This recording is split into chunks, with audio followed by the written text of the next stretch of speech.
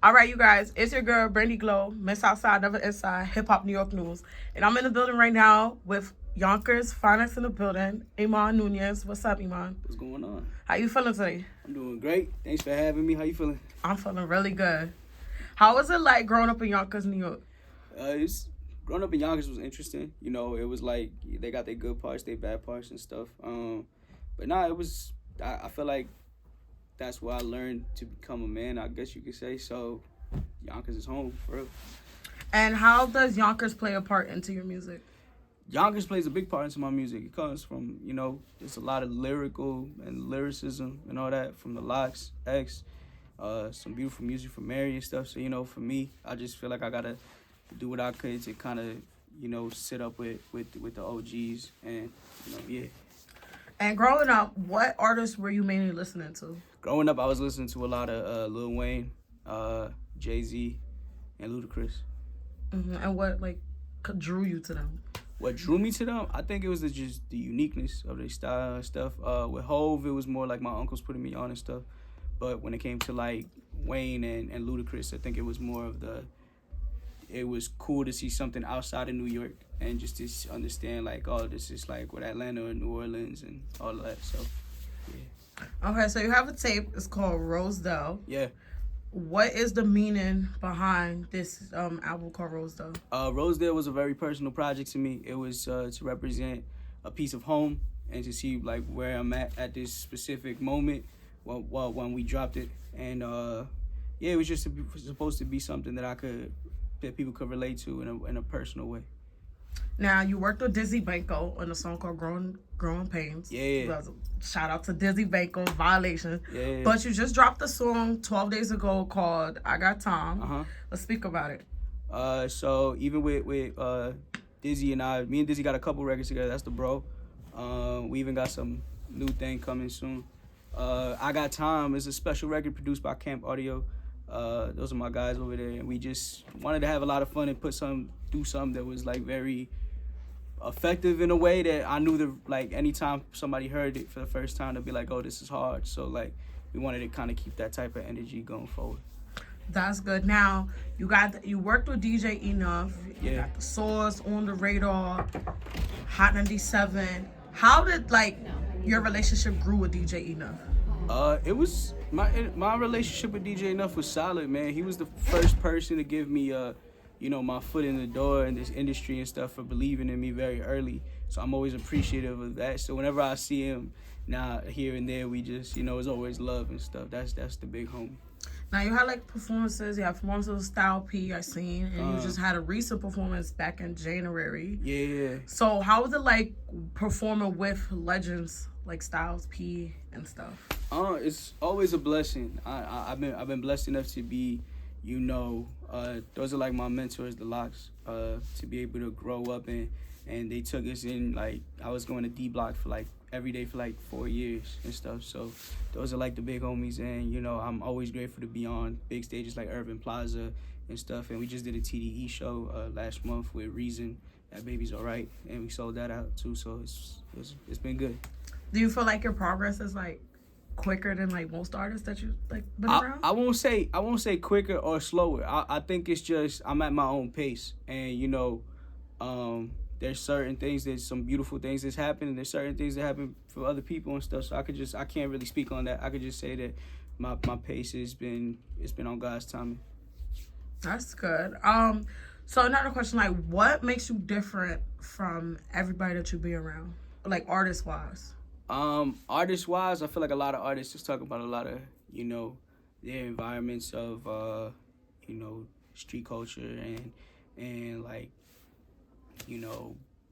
ill shit, trying to be impressive to people and stuff like that. And honestly, I think with me is more, I was always that kid who was just different from that. I ain't, even though I've been around it and stuff, it ain't something that I'll try to divulge to or be into like that. So I kind of compare it to Kanye being the one with the pink polo and all that stuff, while everybody else was doing gangster rap. I see it kind of like that parallel. That's good. Now I see you tied a knot just last month. So my question for you is, how do you separate being a husband and an artist? How do you separate? That's my fiance. Fiance, sure. tied the ring though. Yeah, the ring is tied. Yeah, for real. Nah, I've been with her for 13 years. Oh. Yeah, it's been a minute. I'm grateful for her, honestly. It's one of those things that she ain't signed up for me. She was with me before I was doing music and stuff, so she ain't signed up for none of that. So to be able to adjust and really be a support system and make my life a lot more easier and stuff as I go, it's just, why not? So I'm just grateful for that. That's good. Now, how do your parents feel about you doing music? At first, they wasn't too. At first, my parents weren't too into it, but as time went on, they got adjusted and they started seeing that things were real and all that stuff, and they saw my commitment to it. So they're not gonna shy away from that. Once they see how committed I was and how real it could be and all that, they were all on board. That's really good that you have a support system. And you have like siblings that are supportive as well? Yeah. My younger brother, he produces as well. So it's been, it's cool. Y'all just got hit makers in the family. Yeah, for sure. That's good. Now, when going from Yonkers, everybody always say like upstate New York is not really New York, and then you come to like the boroughs and stuff. How do you like transition a little bit? Like, when you be in conversations, how do you like make it work, a conversation? I won't even say that's not upstate New York, because I could stand in the middle of the Bronx and Yonkers at the same time. So it's like, I don't see it as upstate New York. It's just Westchester County. So like, I don't know. I'll be around a lot. I'll be in Brooklyn a lot. I'll be in the city a lot. I was just in Brooklyn 2 days ago because I constantly got to be out there and stuff. So I don't know. I got people all over there, so I'll just be moving around. Does like the environment feel different when you like go from borough to borough? Not at all. It's the same. You gotta act like you're from Yonkers. There's a hood everywhere. Like there's suburbs and hoods everywhere. It ain't much different. So I see you. Is you a Knicks fan?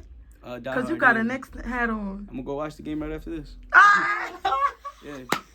That part. Now, you have a great marketing team and a publicist team. How does that how does that work for you? Like, how does your team support you throughout your ways? Honestly, it's been cool because I've been with the same publicist team for years. They've been with me for the past 7 years, I think you could say. Sheesh. And they've always been watching out for me and all that, and just looking out for me as much as they possibly could. So why not keep them around and just keep it pushing? So I'm grateful. That's good. Now, how did you first get noticed by the bigger? First getting noticed. I think it was when DJ Enough hosted my first project. That was my first foot in the door, really. And I was doing shows with 21 Savage and who was a P&B Rock. R.I.P. P&B. Yeah, R.I.P. P&B Rock. We was just I just been moving around, just talking with people. I just finally had something to present to people, so I could be able to just start moving around and have a reference to something. So now, have you ever tried to tap into other genres of music? Yeah, R&B music for sure. I listen to way more R&B than I do hip hop. What type of R&B though? All types, really. I got a whole playlist and stuff that I created for myself called "Don't Spill the Cup." Mm-hmm. So it's just yeah. So yeah, I just all types, yeah. So you try reggaeton, dembow? Hell no. No Spanish? Nah. Nah. You ain't gonna hear that from me at all. That's what you said it. No, I'm not Yeah, nah. I do English for sure. That part. Yeah. Now, if you had to sit here right now, and you had to pick 3 artists you want to collab with. 3 artists I want to collab with right now: Thames, Snow Allegra, Stevie Wonder. Yeah. Those choices are good. Stevie Wonder's different. Snow Allegra? Yeah. Damn. Oh yeah, she tough too. Yo, I think I heard maybe a few songs from her. Vibes. Yeah. Yo, what made you come up with those choices? Just voices. I've always been. I grew up on Stevie Wonder and people like Sade, and even listening to Thames now and like Snow Allegra and stuff, I'm a big fan of like tones and all that. So just off of listening to those things, I was easily in love with it. And when you're not making music, what you like to do in your free time? On my free time when I'm not making music, I'm constantly at the movies, Knicks game, chilling with my friends, creating content, like all that type of stuff. So That's good. I do a lot of work like throughout all of this stuff. So when I can get some free time to myself, I really value those times. Oh shit! You got kids? No. So what happens if you like had a kid and like you have to like be an artist? How do you think you'll balance that? I guess we're gonna have to find out when I have a kid. Right? Boy or girl? If you had to pick. I don't mind. Either one. I'm cool with either one. 100%. Yeah. Look, period. Yeah. Period. He gonna be a Knicks fan too? Oh, absolutely. They're gonna be Knicks fans. 100%. And you gonna teach him how to play what, the instruments or something? Their uncle could teach them that. Not me. You don't play instruments? Nah, I used to play piano when I was younger. But I cheated myself. I was like, instead of learning notes, I was memorizing what I was playing. So that was the curse to what I was doing. It's 15. Damn, piano.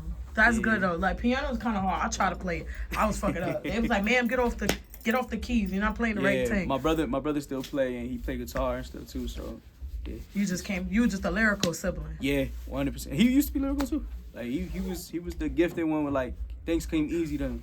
So he could freestyle, do all of that type of stuff. For me, it was more like I gotta work 10 times harder to do things. So it built like a work ethic, and that's how that came.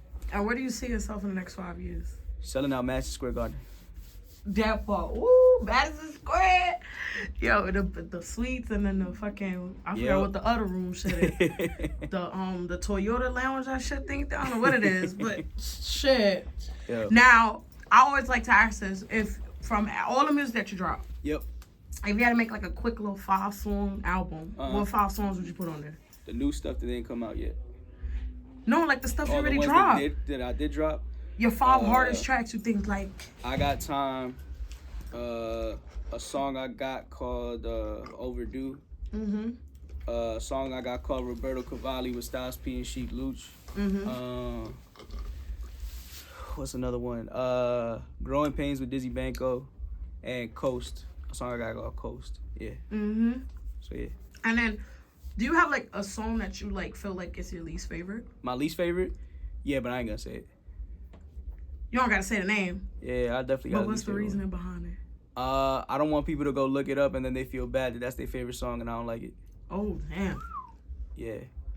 Oh shit. I never really think about it. And what you feel like? What's your most favorite song that you made? My most favorite song that I made,